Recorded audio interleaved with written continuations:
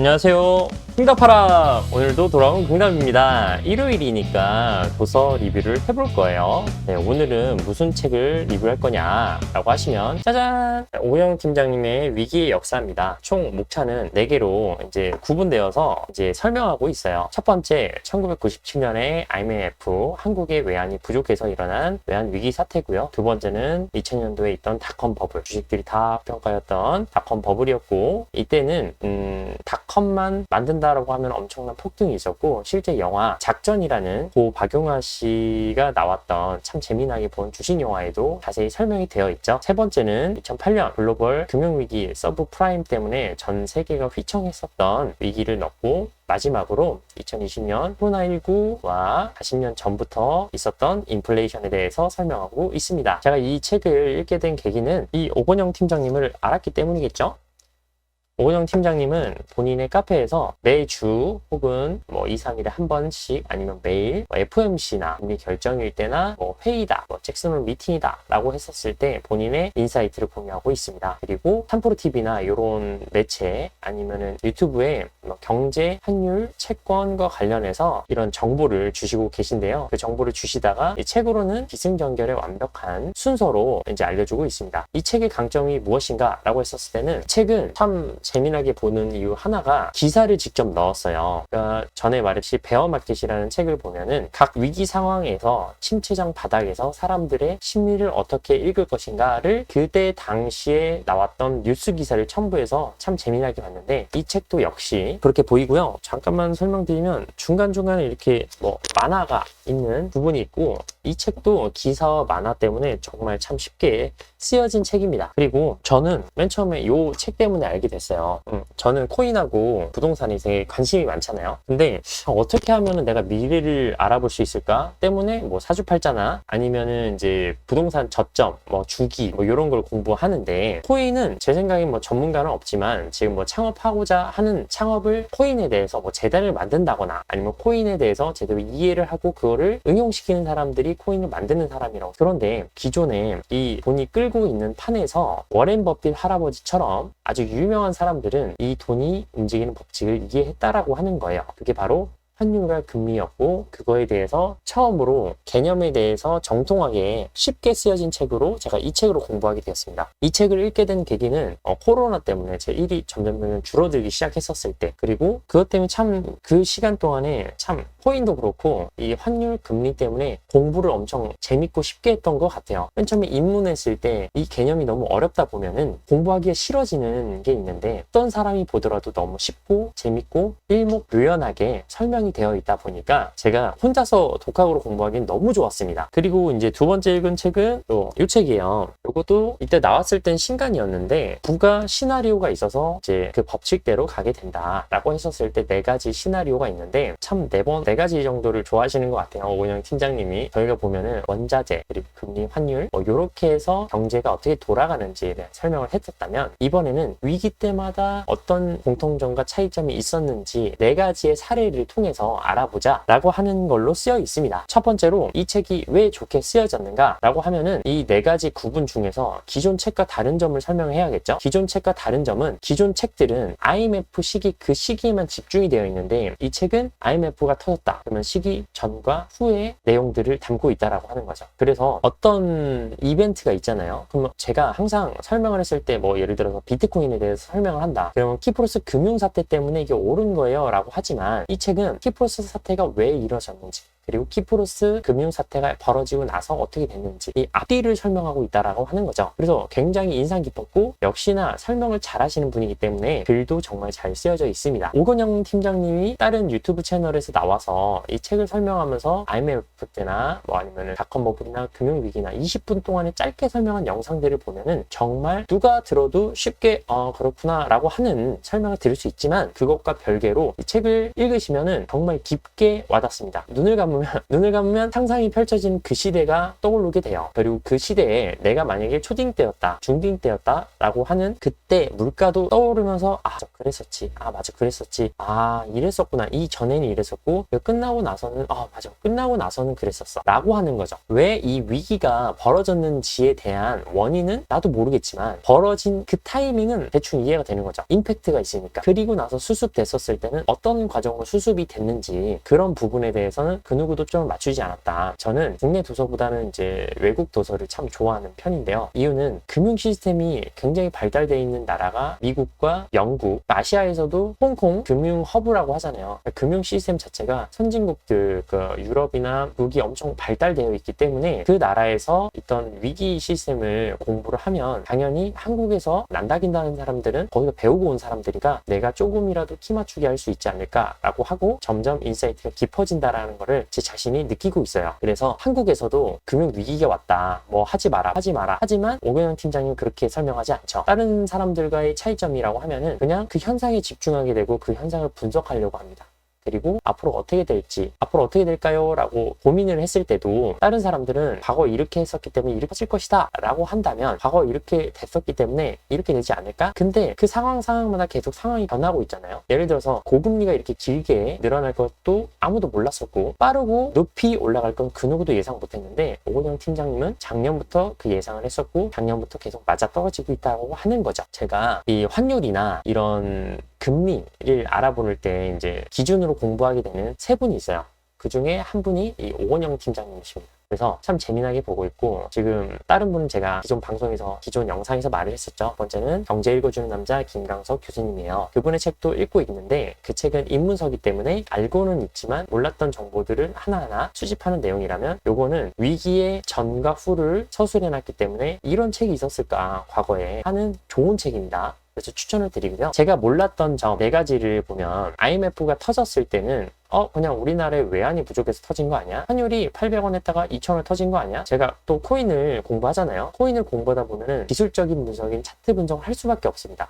양적 분석과 질적 분석이 있는데 양은 양으로만 때려 붙이는 거고 질은 그 안에 내용을 보는 거겠죠. 근데 이런 것들을 봤을 때 저는 이 기술이 정말 좋고 미래에 이 기술이 정말 미래 핵심적인 기술이 될 거야. 그리고 이 미래에 이 기술 때문에 이 회사는 올라갈 거야 라고 생각을 하는 전형적인 직관적인 N의 사람이에요. 그렇지만 이런 책들을 보면 현실적으로 S처럼 현실적으로 이렇게 돼가고 과거에는 이랬었는데 위기 때마다 나타난 현상이 있었고 직관적으로 지금 사람들은 금리가 빠르게 내려갈 것이라고 말을 하는데 그것과 다르게 계속 올라가고 있죠. 그래서 예전과 다른 저는 내가 너무 이렇게 힘든데 내가 하는 것마다 잘 안 되고 너무 괴로운데 당연히 다른 사람도 그렇지 않을까? 실제로 다른 사람이 그래요. 그리고 지표도 별로 좋지 않죠. IMF는 한국의 경제 성장률을 계속 낮추고 있어요. 그 와중에 노무라 증권이라든가 이런 증권사는 아시아에서 빨리 금리를 낮출 것이다. 왜? 경기가 힘드니까. 경기 침체의 그림자가 들이서고 있다라고 하는데 오건영 팀장님은 이 경기 침체를 의도적으로 하고 있다고 설명을 합니다. 왜냐하면 인플레이션을 낮추기 위해서 올라간 임금을 내리려고 하면은 경기 침체가 되면 자연스럽게 해고가 되거나 신규 노동자를 뽑지 않겠죠. 그러면서 경기 침체를 의도시키고 약간의 경기 침체가 돼서 임금이 자연스럽게 조정이 되면 그제서야 돈을 푼다고 말을 하는 거죠. 근데 그 와중에도 변하는 상황에서 설명을 해주니까 이게 너무 좋은 겁니다. 그게 이 책을 보게 된 이유고요. 제가 몰랐던 점, IMF 시장에서 나는 환율이 그냥 800원에서 2,000원으로 확 올랐다라고만 알고 있었는데 이때는 제가 거의 초딩이었어요. 초딩. 근데 이때도 삼성전자의 반도체가 이때도 큰 역할을 했었고 외화를 벌어들이는데 엄청 큰 역할을 했었는데 플라자 합의 이후로 역플라자 합의가 되고 나서는 플라자 합의가 되고 나서 일본이 굉장히 힘들었었잖아요. 그리고 역플라자 합의가 되고 나서 일본이 굉장히 좋은 상태가 됐다는 겁니다. 지금처럼. 그리고 나서 그 잠깐의 반짝이었던 기간을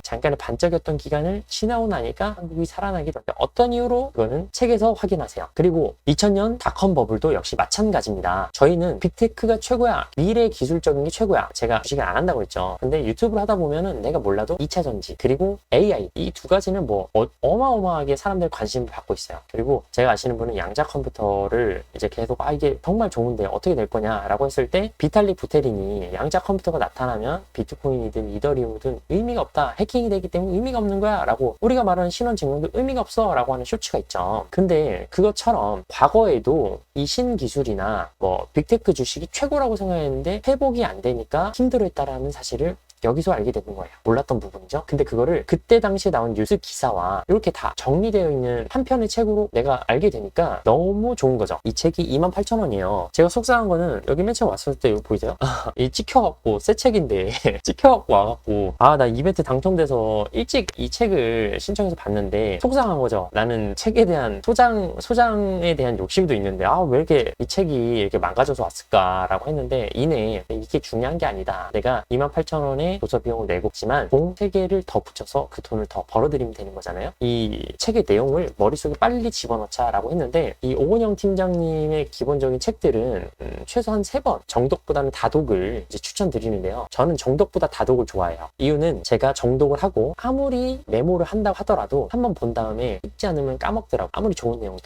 그러니까 반복이 진짜 중요하다고 하는 걸 느꼈고 그래서 제가 공부하는 거고 그래서 위기의 역사 때마다 공통된 점은 무엇인지 그리고 한국에서는 어떤 현상이 일어나고 해외에서는 어떤 현상이 일어난데 우리보다 발전된 금융 시스템을 가진 해외에서는 어떤 식으로 주식시장이 움직였는데 근데 주식시장이 움직인다는 거는 돈이 움직이고 있다는 거잖아요. 그리고 그 돈은 채권과 주식을 계속 움직여 가다가 부동산 시장도 들어오는데 이 코로나 시절 때부터 2021년 비트코인이 하이를 찍은 그 시점부터 새롭게 주식, 채권, 부동산, 코인 이렇게 해서 4가지 체제가 형성이 됐다고 저는 믿고 있습니다. 근데 사람들은 아직까지 관심이 없기 때문에 내가 해먹을 게 있구나. 이 해먹을 게 있다는 게 코인을 만든다거나 유통시킨다는 개념이 아니고 내가 이 코인을 분명히 공부를 해야 되는 건 기존 화폐 시스템, 기존의 신용사회에서 문제가 있구나 라고 해서 이거 끝나고 나서도 몇 가지를 소개해 드릴 거예요. 근데 이 위기의 역사는 국내 한정으로 되어 있을 때는 소개가 정말 잘 되어 있다. 그리고 만화도 뉴스 기사도 보시면은 정말 잘 읽히게 돼 있고 제일 인상 깊었던 점은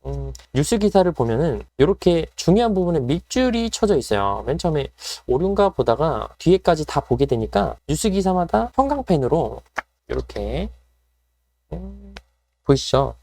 형광펜으로 체크가 돼 있으니까 이 보다가 그 형광펜만 읽게 되면은 확실하게 그 기사에서 얻을 수 있는 인포메이션이 느껴지게 됩니다. 그리고 역시 그 뉴스에 대해선 해설을 해주는 부분이 참 좋았다고 생각을 해요. 그래서 저는 제가 올린 과거의 영상을 보면 2008년 글로벌 금융 위기를 보시면 그리고 3번째 2008년도에 서브프라임이 터졌는데 서브프라임은 이 3단계 신용에서 가장 낮은 등급의 사람들한테 무분별하게 대출을 내줬었고 그 대출을 채권처럼 여러 개의 근저당권, 저당권을 유동화시켰죠. 그리고 그 유동화를 막 섞어서 막 팔았는데 전 세계로 유동화시켜서 팔았어요.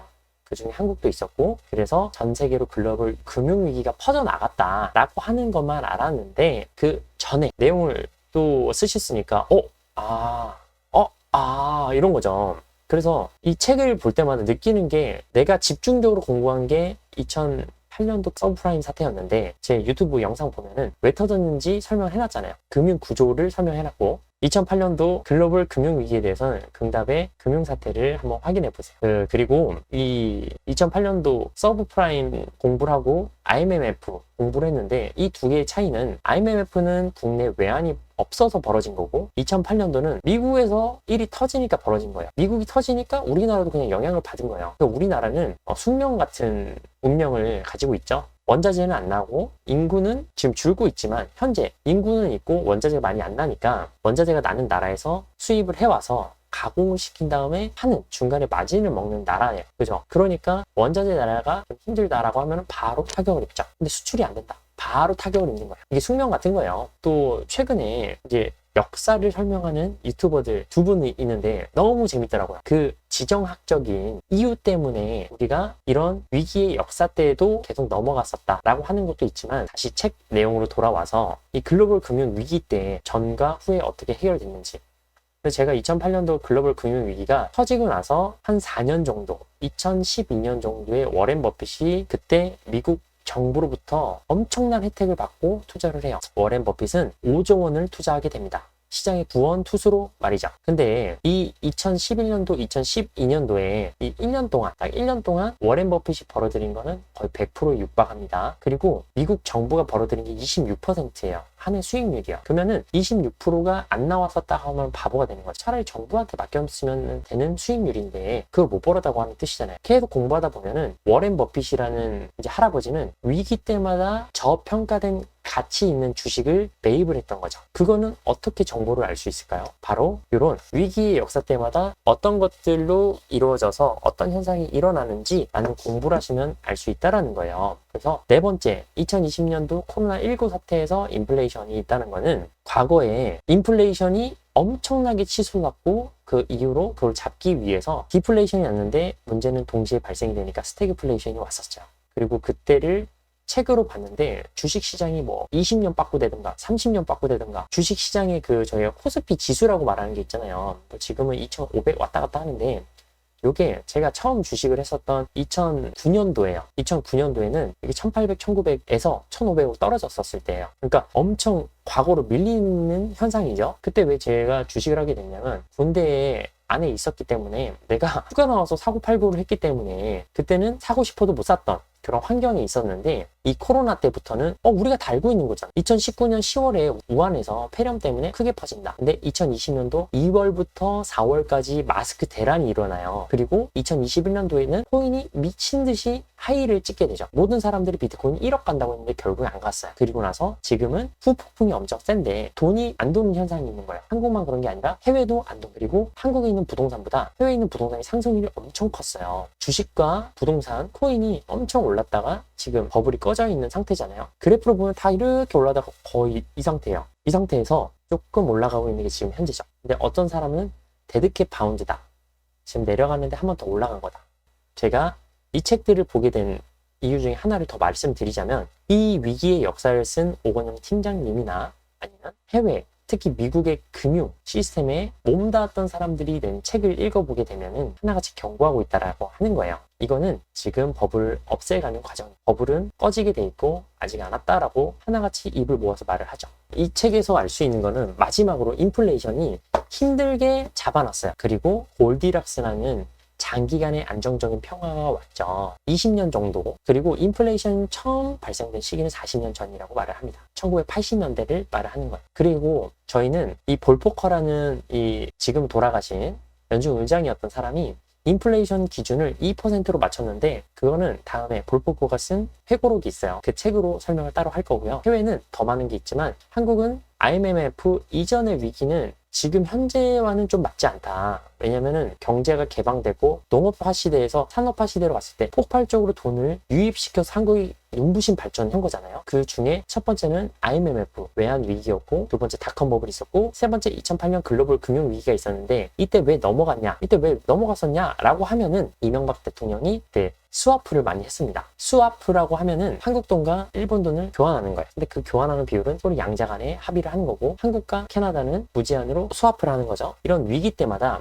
신흥국은 언제나 강달러되는 현상에서 달러가 한국에서 빠져나가기 때문에 미국은 그걸 알고 있고 이제 미국 말을 잘 듣는 신흥국에 한해서 이제 스와프를 해줍니다. 일정 양을 빠져나가더라도 어느 정도 한국 돈으로 미국 돈으로 바꿀 수 있는 이런 약정을 해주는데요. 그런 것들을 이런 책에서 배우다 보니까 이 책들 중에서도 참 정리가 잘 돼 있고, 내가 앞으로 뭔가를 했을 때 한국에서 뭔가를 한다고 하면은 반드시 읽어야 될 책이라고 저는 말하고 싶습니다. 네, 오늘 여기까지였고요.